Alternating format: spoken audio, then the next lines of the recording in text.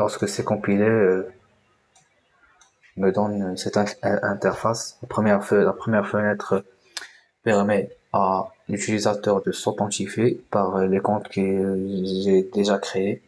Alors l'utilisateur doit entrer son user, son mot de passe. Ensuite, il doit aussi entrer le certificat et le private key de la sécurité basique 256. Alors, j'entre mes coordonnées d'authentification. Ensuite, j'entre le certificat et le private key. Après avoir pu s'authentifier sans problème, euh, le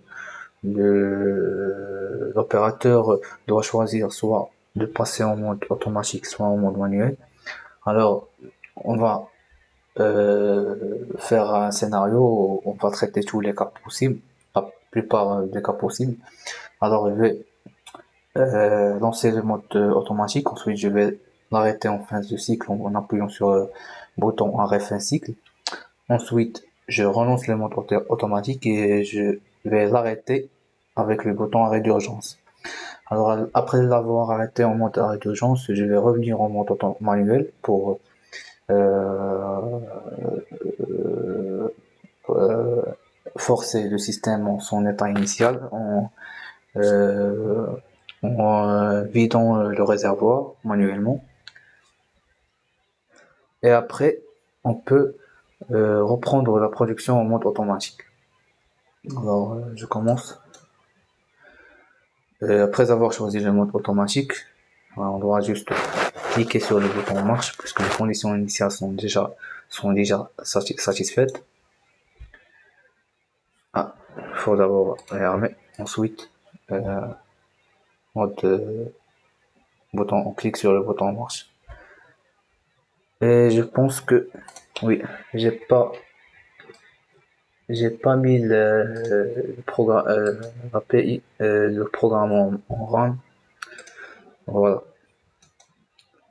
Maintenant, après avoir cliqué sur le réarmement, le mode automatique se lance automatiquement, immédiatement, et le réservoir commence à euh,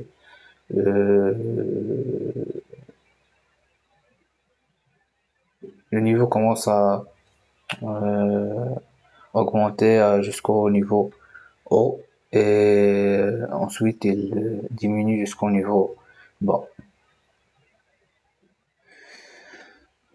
Comme j'ai dit, dans le premier scénario, on va arrêter en fin cycle en appuyant sur le bouton arrêt fin cycle, le bouton rouge ici.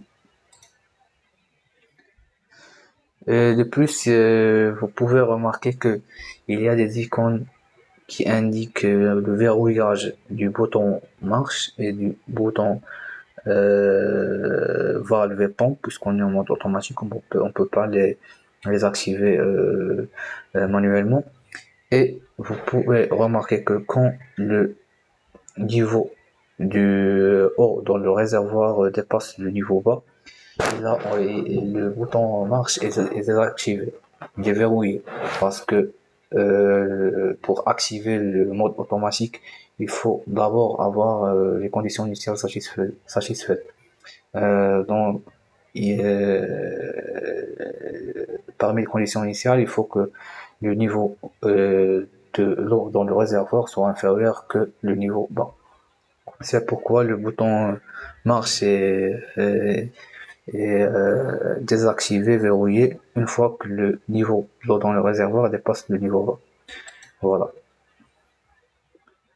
il est verrouillé. Notre deuxième scénario, c'est l'arrêt d'urgence. Par exemple, on veut arrêter immédiatement le réservoir, voilà, il s'arrête, le niveau s'arrête, et la pompe et la valve sont fermées. Ensuite, on peut maintenant revenir en mode manuel, réarmer et vider le réservoir en activant la pompe. Voilà le réservoir qui se vide.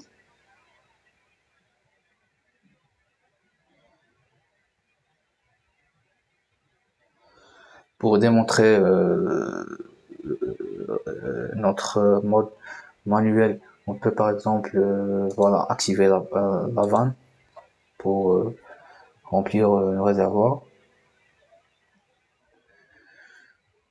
Et si on veut reprendre le fonctionnement en mode automatique, il faut simplement vider le réservoir pour qu'on arrive pour qu'on réalise la condition initiale qui dit que le niveau de l'eau dans le réservoir doit être inférieur au niveau bas.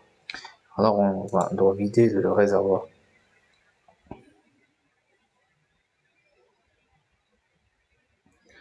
Et voilà, une fois que le niveau d'eau dans le réservoir est inférieur au niveau bas, on peut revenir en mode automatique, réarmer. Ensuite, cliquer sur le bouton marche et le système va reprendre son fonctionnement normal. Alors il y a une autre fonctionnalité que j'ai pas indiquée. Par exemple, on peut arrêter, on fait un cycle,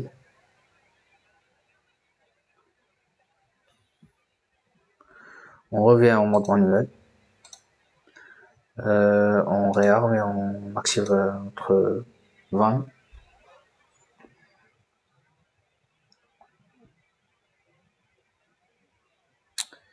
Une fois que le niveau déborde, le niveau de sécurité, le niveau de l'eau déborde, le niveau de sécurité, alors il y a une notification système, là voilà, Security Alert, qui indique qu'il y a une urgence et que le niveau de sécurité est dépassé. Alors on peut voir la notification et en même temps, il y a un enregistrement dans notre base de données. Voilà. Un enregistrement qui est le 26. Un enregistrement qui indique de 7 heures même, de 24-6-14 à 12 heures du matin à 48h32, c'est l'heure actuelle. Et qui dit que à ce moment-là, il s'est produit un débordement du niveau de sécurité et l'opérateur qui était connecté est celui-là. Il est aussi indiqué. Alors, l'heure et l'opérateur qui occupe le poste et aussi le motif d'urgence. Ensuite, pour revenir en mode automatique après avoir une urgence, on peut simplement réarmer et vider le réservoir.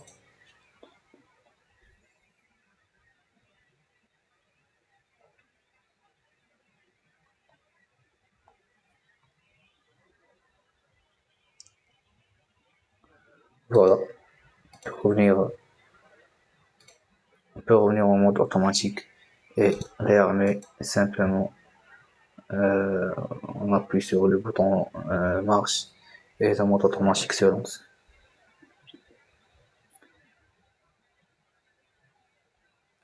Voilà, je pense que j'ai couvert la totalité de l'application. Alors, il me reste juste une remarque.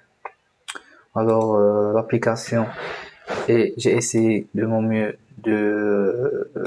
que le code soit modulaire et, que j'adopte une approche orientée objet dans ma programmation. Alors, il serait très facile de créer de nouvelles fenêtres, de nouveaux traitements, même afficher des courbes. Et il y a des classes de fenêtres, des classes de clients, des classes d'objets, de nœuds.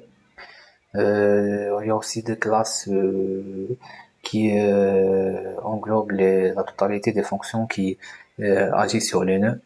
J'ai aussi Au lieu de juste lire tout ce qui se juste à chaque fois faire des boucles et lire ce qui se passe sur un nœud, j'ai fait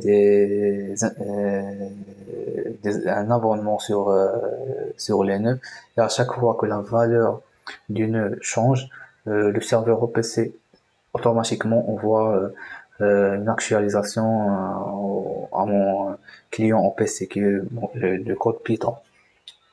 Et je pense que c'est